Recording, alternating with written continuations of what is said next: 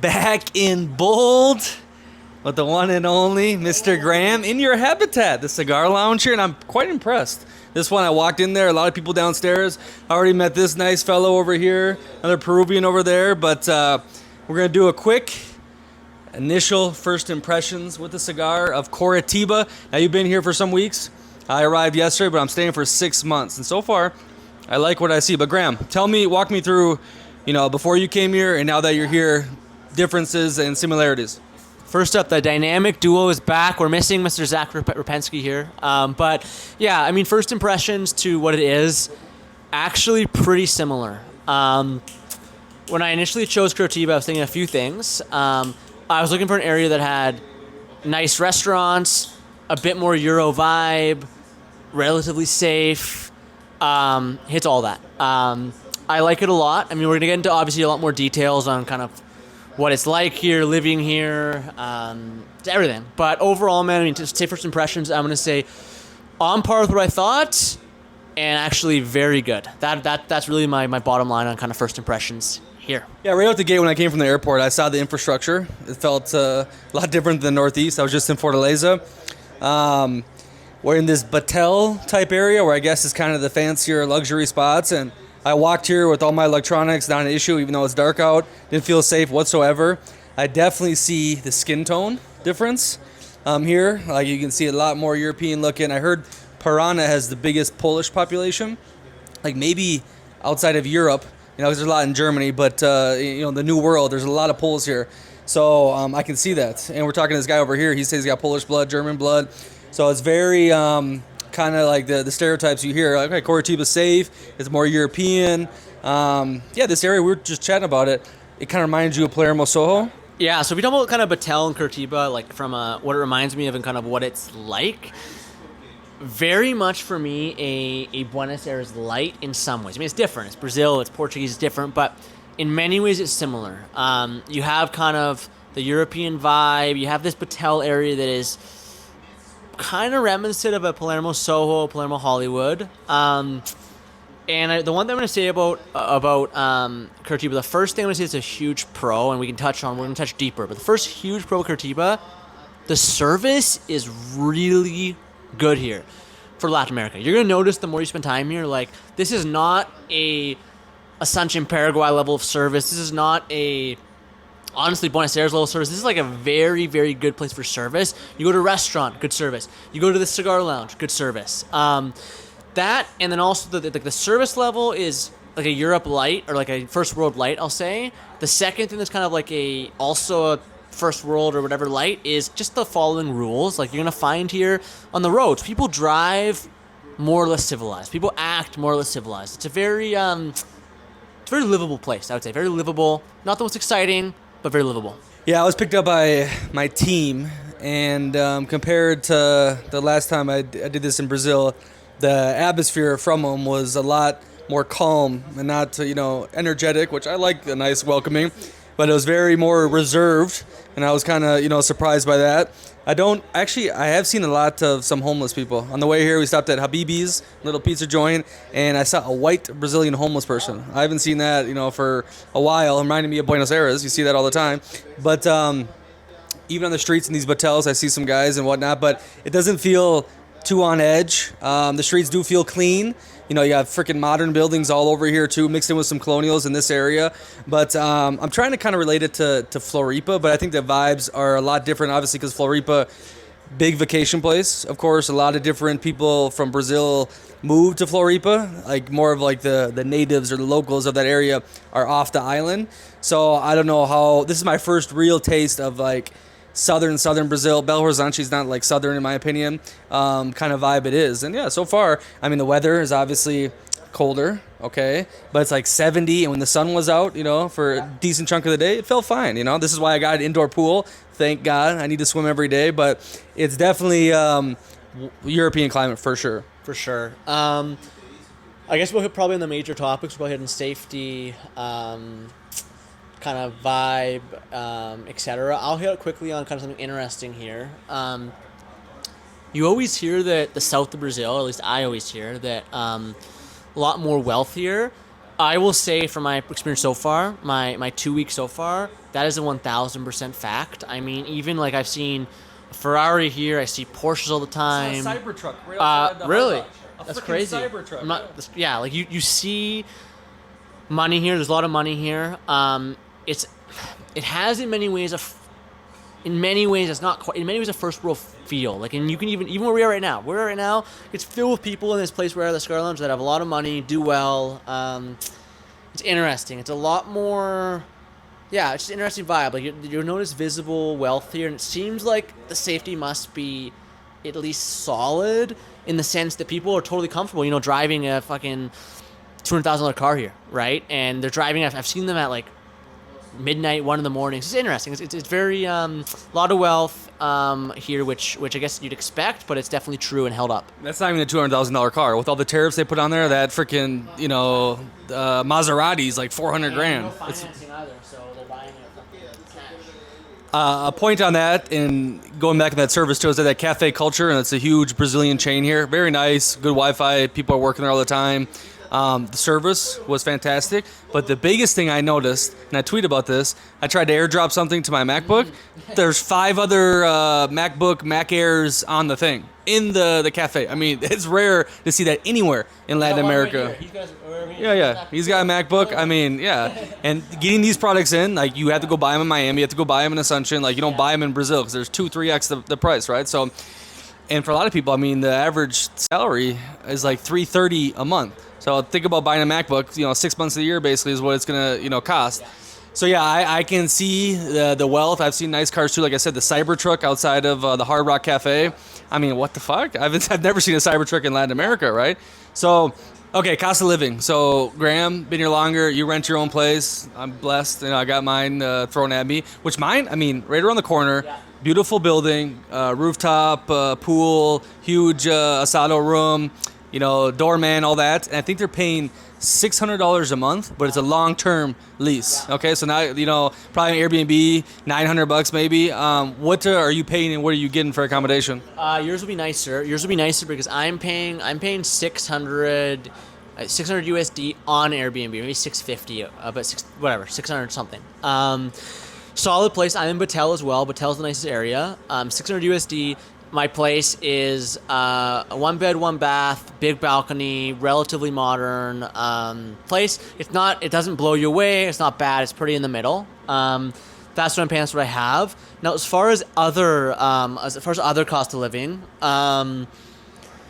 it's a bit more expensive. We were just in Paraguay. I will say I noticed like eating out, stuff like that. It's a little bit more. It's not so much more. It's not Argentina level, but it's probably 30%, 20% more than you'd expect in Paraguay, Colombia, like the cheapest Latin countries. What I say cost. So that's sum it up. Cost of living, apartments cheap, and then it's still pretty cheap. But it's not as cheap as Colombia, Paraguay, etc. Yeah. So what I noticed last 2 weeks I was in Fortaleza, and obviously the touristic area, and you're getting full pizzas for $7-8. You're getting big fish.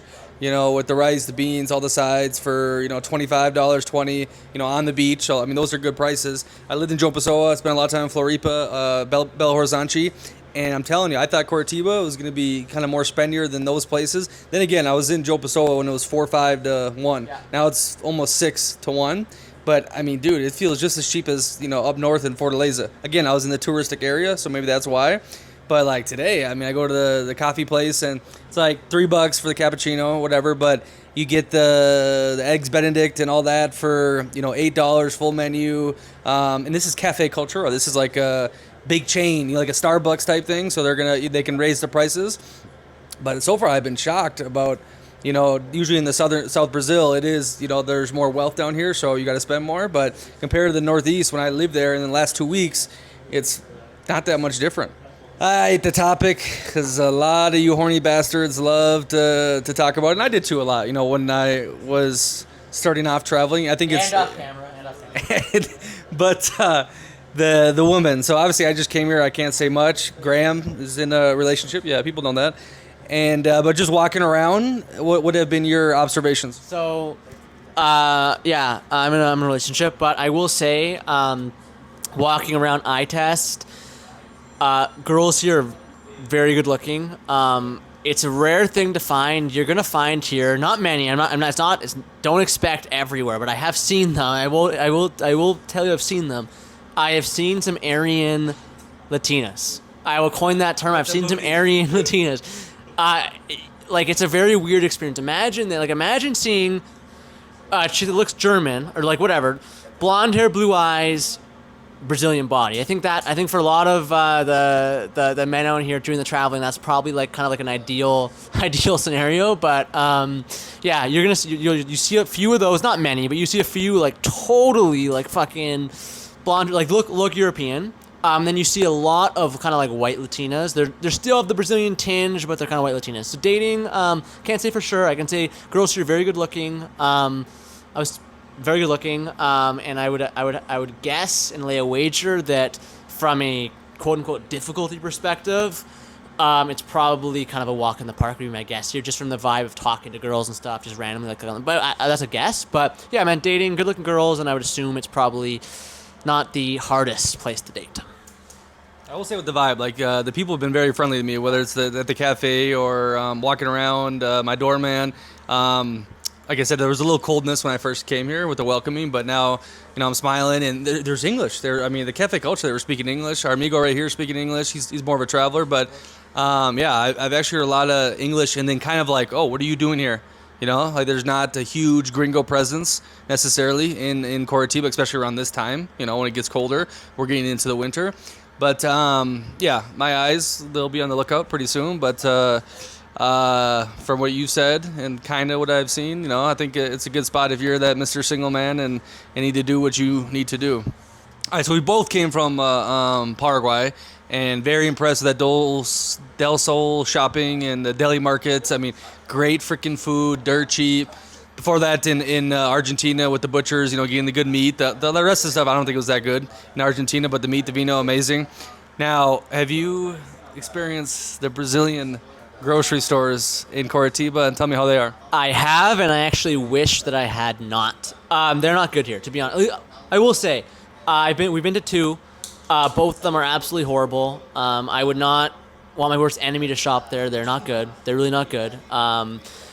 They get the job done, but they're just not like they're not good. I will say though, I spotted one that seems to be quite a bit nicer that we haven't been to. That's maybe a 15-minute walk.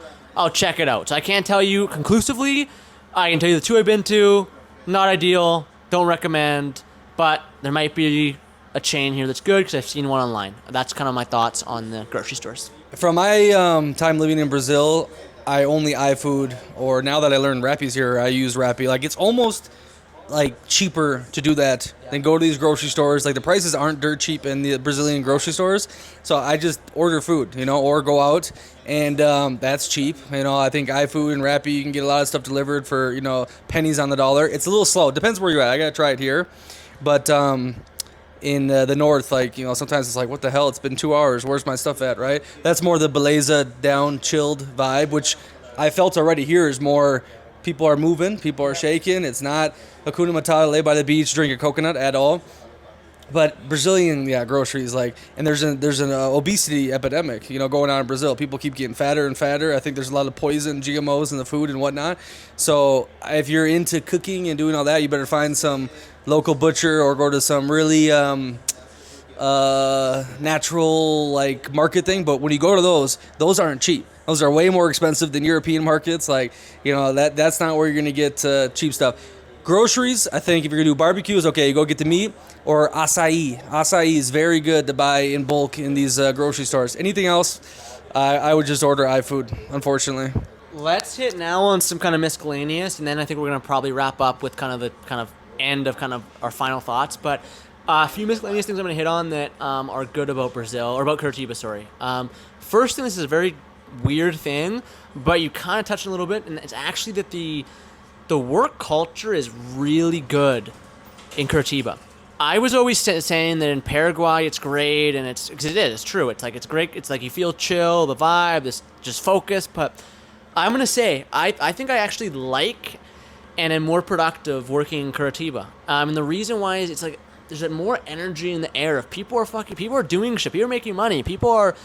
It's the energy of like it's a better energy of like you almost feel you want to level up in a weird way more, which you wouldn't ever get in Assumption. So I'm gonna say that's one thing that's kind of underrated work culture. Second thing that Nick touched on, Bold touched on, is the cafes. Really good cafes here.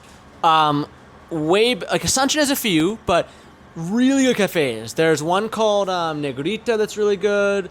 There's a bunch. There's different really good ones. Negrita, the one he went to, like there's like 10 or so solid. Ciao guys. 10 or so solid cafes. Nothing to hit on. Last thing I'm gonna hit on as well. That's a really big pro. Last two things. Restaurants. The restaurant scene here. If you're someone like me who's a bit of a bougie motherfucker, and you like nice restaurants, like dude, the restaurants are fucking awesome here. You can get really good sushi, really good steak, really good Italian, way better. Like it's like Paraguay would be like if you're comparing it in like a sports term. Paraguay is like fucking. It's good. Don't get me wrong. You can get steak and stuff. Paraguay is like fucking minor league level. This is like getting close to like major. Like it's way better. So restaurants are great. Cafes are great. Work culture feels good.